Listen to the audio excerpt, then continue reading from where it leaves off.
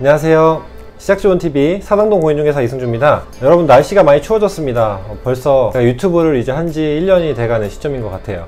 시간도 참 빠르고 많은 구독자분들이 또 구독을 해주시고 저도 꾸준히 이렇게 유튜브를 할 수 있게 돼서 너무 기쁜 마음을 다시 한번 표현하고 영상을 시작하겠습니다. 오늘은 임대료 상한에 대해서 궁금증을 많은 분들이 가지시는 것 같아서요. 임대료 상한제가 이제 5% 제한이 있는데요. 그래서 그거에 대해서 이제 몇 가지 많이 물으시는 거에 대해서 Q&A를 정리해서 제가 이거에 대해서 한번 설명을 드리려고 합니다. 자, 그럼 지금부터 영상 시작하겠습니다. 임대료 5% 상한에 적용을 받는 거는 임대차 보호법에 준해서 적용을 받는 건데요. 5% 상한이라는 건 뭐냐면 간단하게 5%까지만 올릴 수 있다는 거예요. 상한제니까. 그러면 3%, 2%, 1%, 뭐 4% 다 올릴 수 있어요. 그 안에서 협의가 가능한 거예요. 그래서 5%라고 해서 딱 5%씩만 올리지는 않는 건데, 일반적으로는 상한 꽉꽉 채워서 5%를 올리시는 경우들이 많죠. 그리고 이제 주인분들도 생각할 때 5% 올리면 얼마지? 라고 이제 기본적으로 그렇게 생각을 하고 들어가니까 임차인분들도 5%라고 생각을 하시고 들어가죠. 그래서 이 5%는 언제 적용이 되는가에 대해서 조금 궁금하실 텐데요. 먼저 두 가지인데요. 먼저 첫 번째, 현재 존속 중인, 그러니까 현재 유지하고 있는 계약에서 그 계약 상태에서 이제 임대료를 증액하는 경우가 있고, 자, 아니면 두 번째로 계약갱신 요구권 행사 시에 5% 이내로 올릴 수 있는 건데, 이제 임대인 입장에서 올리는 거죠. 임차인이 먼저 올려달라고 주장하지는 않잖아요. 임차인은 당연히 감액을 요청하지 증액을 요청하지는 않으니까요. 그리고 두 번째 질문, 5%를 올려달라고 할 때 무조건 다 올려줘야 되냐라고 아까 질문이 있었다고 했는데, 그 질문에 대한 대답을 제가 초반에 드렸습니다. 5%는 상한제이기 때문에 그 이하로 협의가 가능하다. 5%를 다 올려줄 필요는 없다라는 거고, 만약에 주인이 5%를 올려달라고 요청을 하면은 5%를 뭐 협의가 되면 올려주는 게 맞고, 관례상 실무상으로는 5%를 보통 적용을 많이 하는 편이긴 합니다. 진짜 좀 꼼꼼하시고 깐깐하신 주인분은 진짜 10원 단위, 100원 단위까지 이렇게 올려서 계산해서 받으시는 분도 봤어요. 왕왕 있거든요. 그리고 세 번째, 이건 이제 임대인 입장에서 궁금하신 부분일 텐데, 임대인이 만약에 임차인의 동의가 없으면은 증액을 할 수 없는가에 대한 질문입니다. 자, 정답은 아니에요. 아닌데, 물론 5% 이내에서는 가능한 건데, 다만 참고사항은 지자체 있죠. 그러니까 지방자치단체, 그 지방에 따라서, 지역에 따라서 조례상 그 상한 요율이 조금 다를 수 있어요. 공인중개사 여기 뒤에 보시면 수수료 요율표도 서울시랑 뭐 지방이랑 다 다르거든요. 그것처럼 관할 지자체들에서도 이 임대료 상승하는 상한제 폭을 5%가 아닌 다른 폭으로 좀 지정을 따로 할 수도 있다는 얘기입니다. 자, 협의가 원활하게 이루어지지 않았을 경우는 어떻게 하냐? 분쟁조정위원회를 물론 참여시키기도 하는데요. 일반적으로 경제사정의 변화나 아니면 차임 증가가 돼야 되는 이유들을 이렇게 돼서 보통 요청을 하는데, 결과적으로 협의가 이루어지지 않으면 분쟁 조정 절차를 통해서 요건이 충족이 되면은 증액이 되기도 합니다. 자, 이제 네 번째 질문. 자, 그러면 5%를 초과하는 계약도 가능한가? 5%를 초과하는 상승폭도 가능한가라는 질문이 있을 수 있는데, 이 경우는 전제 조건이 하나 있어요. 단서가 뭐냐면, 계약갱신 요구권을 행사하지 않는 조건 안에서는 5%를 올릴 수가 있어요. 그러니까 계약갱신 요구권이라는 게 사실 주택임대차 보호법에, 아니면 기존의 상가 임대차 보호법에 있었던 그런 임대차 보호법상의 임차인을 보호하기 위한 법률이기 때문에, 이 계약갱신 요구권을 행사하지 않는다면 일반적인 협의를 통해서 이루어진다고 보기 때문에, 계약갱신 요구권을 주장하지 않는 조건 한에서는 5%를 넘길 수가 있다는 얘기예요. 그러면 앞으로 계약갱신 요구권을 활용하면 어떻게 되느냐? 그럴 때는 계약갱신 요구권 1회 사용이 가능하잖아요. 주임법 같은 경우는. 그럴 때는 그때 그 이후에 증액하게 되는 거에 대해서는 계약갱신 요구권을 내가 행사를 할 때는 5%를 올리지 못하는 겁니다. 다시 정리합니다. 계약갱신 요구권을 주장하는 경우에는 5%를 넘어서 못 받는 거예요. 근데 그 이제 임대차 보호법상의 세입자를 보호하기 위한 법이기 때문에 그렇다.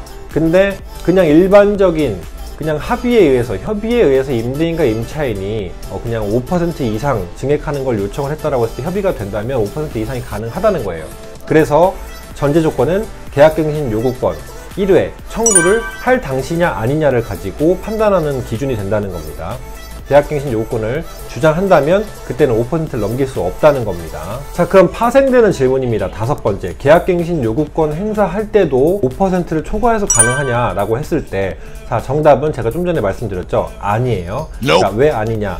제가 좀 전에 주택임대차 보호법, 임대차 보호법에 근간된 세입자를 보호하는 법이라서 그렇다고 했는데, 그 법률이 몇 조 몇 항이냐면은 주택임대차보호법 제10조 2항입니다. 임차인에게 불리한 약정, 임차인에게 현저하게 불리하다는 것은 아무리 합의나 협의를 통해서 특약사항을 지정했을지라도 무효라는 겁니다. 이게 편면적 강행규정이라는 용어가 있어요.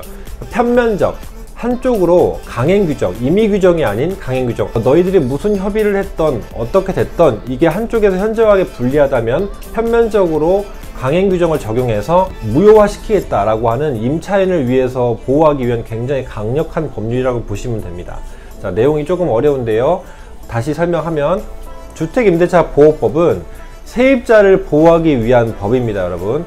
그래서 계약갱신 요구권을 적용을 했는데 주택임대차보호법상에서 근간해서 적용을 했는데 5%를 초과해서 받으려고 한다라고 하면은 못 받는다는 겁니다. 5% 상한입니다. 알아두세요. 자, 그럼 이제 6번째입니다. 자, 법이 이렇게 개정되기 전에 5%를 넘게 올리신 분들이 있을 거예요. 자, 그래서 이제 이 법이 개정되니까 억울한 겁니다. 그래서 나는 지금 한 7%, 10% 올렸는데 그럼 나는 법 개정되기 전에 올렸는데 그러면 계약갱신 요구권 행사에서 5% 못 받습니까? 5%를 적용 못 받아요? 라고 질문하시는 분들이 있겠죠.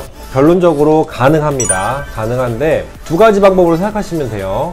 자, 첫 번째는 현 시점에서 다시 재조정을 하는 겁니다. 현 시점에서 이 계약갱신 요구권이라는 걸 행사해가지고 다시 조정할 수가 있고요. 아니면 일단 이번에 올렸으니까 그냥 이번 임대 기간은, 임차 기간은 쭉 간 다음에 그 다음번 차수 계약갱신을 할 때 그때 요구권을 사용을 해서 5% 범위 이내에서만 증액하는 거예요. 임차인분이 좀 말씀을 잘 하시면은 임대인분한테 지난번에 뭐 많이 올렸으니까 이번에는 좀 안 올리시면 안 되겠습니까? 라고 해서 좀 협의를 해서 안 올리는 게 제일 좋고, 만약에 또 올리는 임대인이다라 그러는데 내가 또 살고 싶다 계속 그러면은 그냥 5% 적용을 받아서 5% 이내에서만 협의해서 가능하다는 겁니다.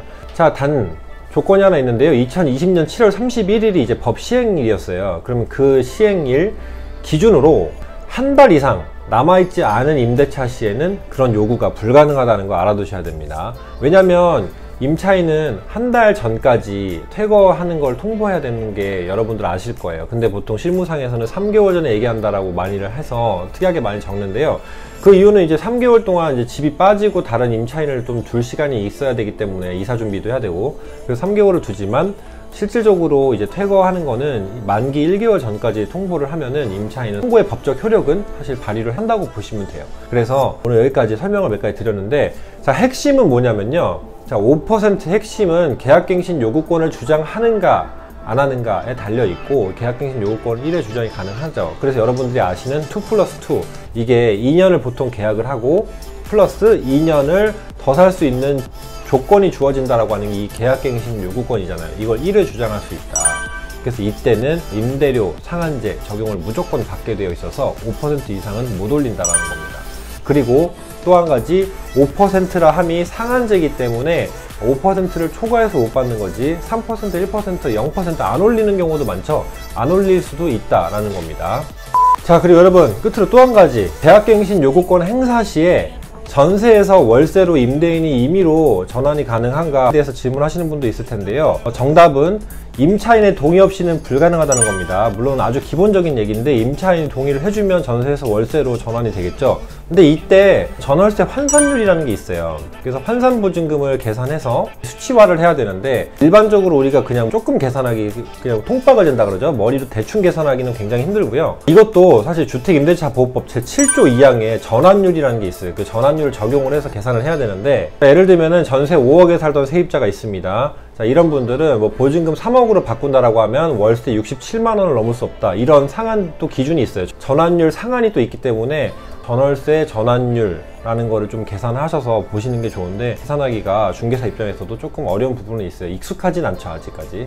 시세라는 거를 보고 사실은 보통 주인분들이 내놓고, 중개사 입장에서도 주인이 의뢰한 그 가격에 너무 터무니없이 비싸지 않으면 사실 별로 토를 달지 못합니다. 왜냐면 의뢰를 받아서 그 가격을 맞춰줄 수 있는 게 공인중개사의 또 역량이기도 하기 때문에 꼬박꼬박 이렇게 사실은 실무상에서는 환산율을 정확히 계산해서 이러지는 않고 있다는 게 현실입니다. 이거 그냥 간단하게 하나 알아두시면 되고요.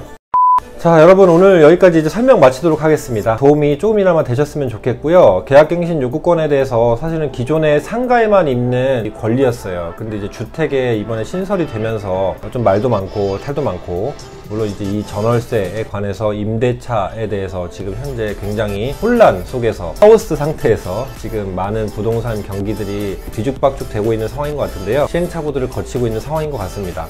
사실은 이 법률이 너무 많이 바뀌고 개정되는 부분이 너무 많아서 사실 저희도 좀 혼란스럽고 많이 힘든데 그래도 이렇게 같이 열심히 공부하면서 하나라도 더 같이 알아갈 수 있는 우리 여러분들이 되셨으면 좋겠습니다. 우리 구독자 여러분들은 제 영상을 계속 조금씩 보시면서 하나라도 얻어 가실 수 있는 그런 채널이 계속 될 수 있도록 노력하겠습니다. 네, 오늘도 시청해주셔서 감사합니다. 여러분 아시죠? 구독, 좋아요 부탁드리겠습니다. 감사합니다.